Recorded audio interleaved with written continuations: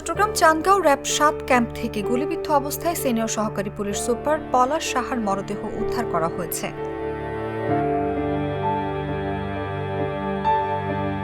বুধবার দুপুরে তার মরদেহ উদ্ধার করা হয় বলে জাগো নিউজকে জানিয়েছেন র্যাবের লিগ্যাল অ্যান্ড মিডিয়া শাখার পরিচালক wing commander M Intekhab Chowdhury. তিনি বলেন, এএসপি পলাশ সাহার মরদেহ উদ্ধার করা হয়েছে, তবে তিনি কিভাবে মারা গেছেন সে বিষয়ে এখনও নিশ্চিত নই। মরদেহ হাসপাতালের মর্গে নেওয়া হয়েছে, সেখানে ময়নাতদন্তের পর মৃত্যুর কারণ জানা যাবে। জানা গেছে মরদেহের পাশ থেকে একটি চিরকুট উদ্ধার করা হয়েছে। চিরকুটে লেখা রয়েছে, আমার মৃত্যুর জন্য মা এবং বউ কেউ দায়ী না, আমিই দায়ী। কাউকে ভালো রাখতে পারলাম না। বউ যেন সব স্বর্ণ নিয়ে যায় এবং ভালো থাকে। মায়ের দায়িত্ব 2 ভাইয়ের উপর, তারা যেন মাকে ভালো রাখে।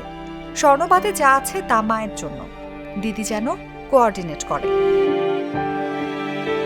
এসপি পলাশ শাখা আগে পুলিশের বিশেষ শাখায় কর্মরত ছিলেন। সর্বশেষ তিনি র্যাবে বদলি হন। তার গ্রামের বাড়ি গোপালগঞ্জের কোটালীপাড়া উপজেলার তারাশী গ্রামে।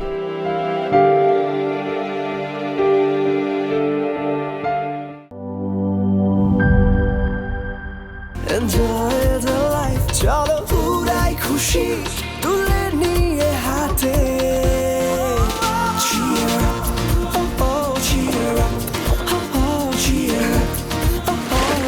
চিল হবে রিফ্রেশিং মুডে। চিয়ার আপ, চলো উড়াই খুশি।